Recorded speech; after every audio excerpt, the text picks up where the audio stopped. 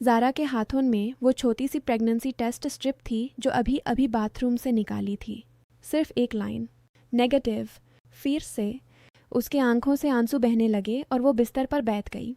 Rented flat का ये छोटा बेडरूम फैसलाबाद की रात की ठंड में भी उसे गर्म महसूस नहीं हो रहा था। दिल में एक ही सवाल घूम रहा था, क्यों नहीं होता? रहमत अभी वारी हाउस से वापस नहीं आया था। ज़ारा ने अपने आप से कहा, बस एक बार सही हो जाए तो सब ठीक हो जाए। अगर आप इस लम्हे में ये कहानी पढ़ रहे हैं और ये आपके दिल को छू रही हैं तो एक छोटी सी गुजारिश है, प्लीज़ सब्सक्राइब कर दें। ये हमारी टीम के लिए बहुत बड़ी बात है और आपका ये प्यार हमें और दिल से कहानियाँ लिखने की ताकत देता है। शुक्रिया, यह आपका सपोर्ट हमें हमेशा याद रहेगा। लेकिन उस रात ज़ारा की ज़िंदगी में ये सिर्फ एक और इंतज़ार की रात थी। वो 29 साल की थी, शादी को 2 साल हो गए थे। रहमत 41 साल का, उसकी दूसरी शादी। पहली शादी के बारे में वो कम ही बात करता था। ज़ारा ने कभी जोर नहीं दिया था। उसे सिर्फ एक ही ख्वाहिश थी, अपना बच्चा, अपने घर में एक छोटा सा हाथ जो उसका नाम पुकारे। सुबह होते ही फ्लैट की छोटी किचन में वो चाय बना रही थी। रहमत वेयरहाउस से थका हुआ आया। फार्मेसी के बड़े से गोडाउन में वो मैनेजर था। दिन भर दाबे उठाने, मेडिसिन काउंट करने, ट्रक लोड करने से उसकी पीठ दुखती थी। उसने जूते उतारे और सोफा पर बैठ गया। आज भी लेट हो गया, उसने कहा। ज़रा ने मुस्कुराने की कोशिश की। कोई बात नहीं, चाय पी लो। वो दोनों किचन टेबल पर बैठ गए। ज़ारा ने धीरे से कहा, रहमत, डॉक्टर के पास फिर से चलते हैं। मेरी दोस्त ने बताया एक अच्छा क्लिनिक है।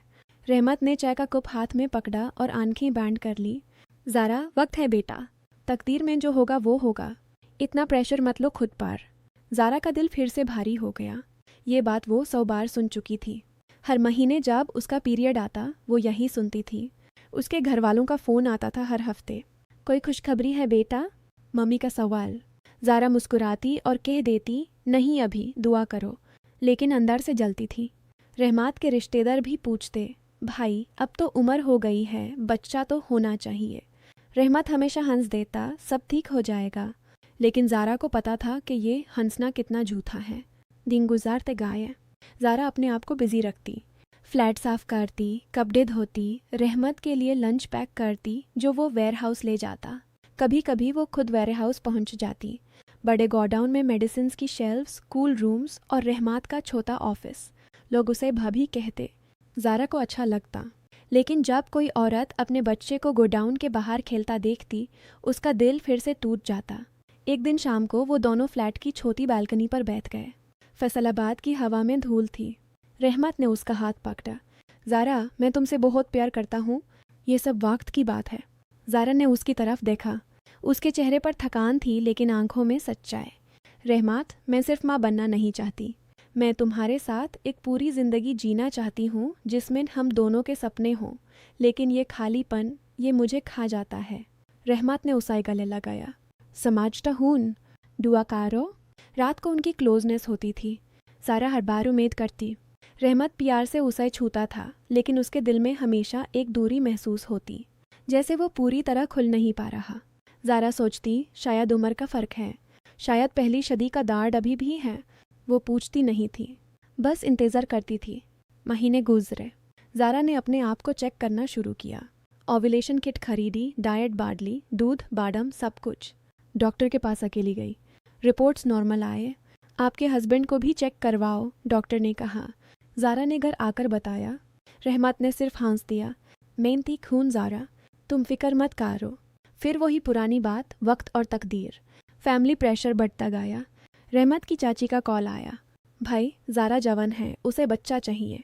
तुम क्यों रोक रहे हो? रहमत ने फ़ोन काट दिया। घर आकर वो चुप रहा। ज़ारा ने उसे गले लगाया।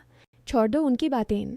लेकिन अंदर से दोनों को पता था कि ये बातें उनके रिश्ते को छेड़ रही हैं। एक हफ्ते बाद फ्लैट का रेंट रिन्यू करने के लिए इंश्योरेंस पेपर्स चाहिए थे। लैंडलॉर्ड ने कहा, ओल्ड मेडिकल इंश्योरेंस कॉपी दो वरना प्रॉब्लम हो जाएगी। रहमत ने अपना पुराना फीले निकाला। ज़ारा ने मदद की। पेपर सॉर्ट करते वक्त एक पुराना एनवेलोप मिला।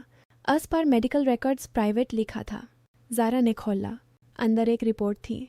टाटे 8 साल पहले, वेसेक्टमी डन। ज़ारा के हाथ थरथराने लगे। रिपोर्ट में क्लियरली लिखा था, Rahmat Ali, age 33 at that time, permanent sterilisation. Reason column में कुछ नहीं, बस डॉक्टर का साइन। ज़ारा ने रिपोर्ट को फिर से पढ़ा। उसके पैरों ताले ज़मीन खिसक गई। रहमत तभी किचन से आया। क्या काया हुआ? ज़ारा ने रिपोर्ट उसके सामने रख दी। ये क्या है रहमत? रहमत का चेहरा सेफ्ट पड़ गया।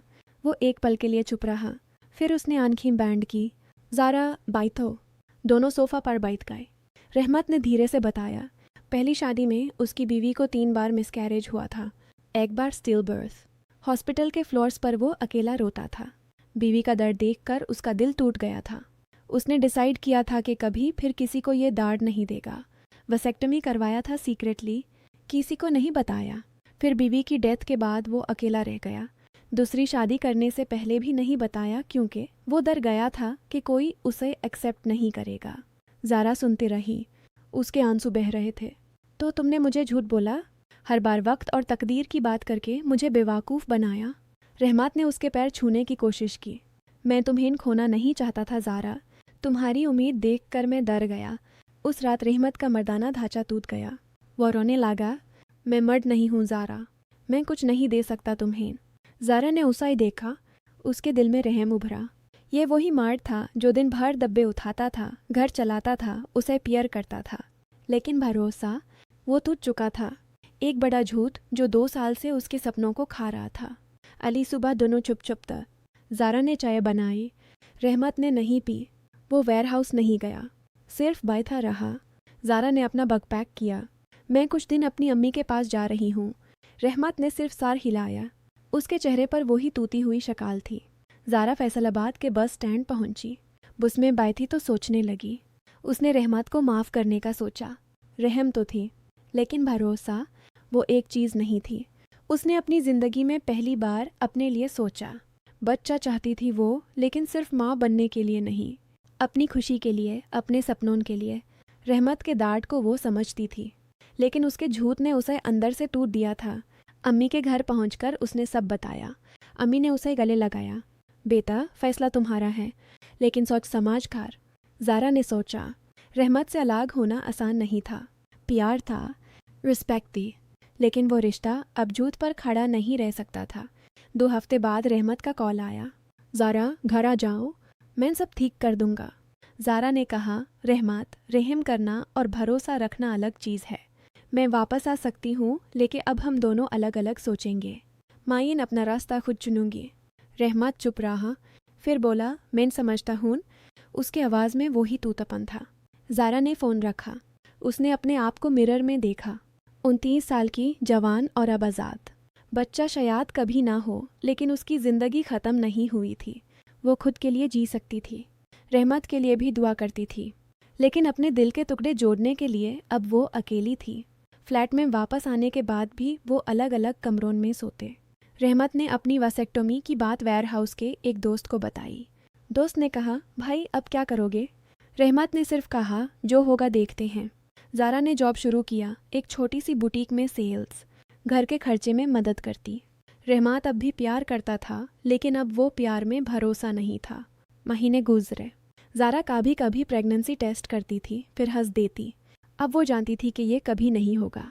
उसने रहमत से कहा, मैं अडॉप्ट कर सकती हूँ, लेकिन सिर्फ अगर तुम भी चाहते हो, वरना मैं अकेली भी जी लूँगी। रहमत ने आंखें झुकाई। तुम जो चाहती हो। लेकिन उसकी आंखों में वो पुरानी उम्मीद नहीं थी। एक दिन शाम को दोनों फ्लैट की बालकनी पर फिर बैठ गए। फैसलाबाद की लाइट्स जल रही थी। ज़ारा ने उसका हाथ पकड़ा। रहमत, हम दोनों ने एक दूसरे को टूटा है, लेकिन यह टूटना ही शायद हमें नई शुरुआत दे। रहमत ने सर हिलाया। टर्म स्ट्रांग हो ज़ारा, माइंड कमज़ोर निकला। ज़ारा ने मुस्कुराया। हम दोनों इंसान हैं, कोई परफेक्ट नहीं। उस रात वो दोनों एक साथ सोते थे, लेकिन अब रिश्ता अलग था। पियर था, लेकिन अब सच्चाई के साथ। ज़ारा ने डिसाइड किया था कि वो अपनी ज़िंदगी खुद बनाएगी। बच्चा हो या ना हो, वो माँ नहीं बनेगी सिर्फ प्रेशर से। वो एक औरत थी जो अपने फैसले खुद लेती थी।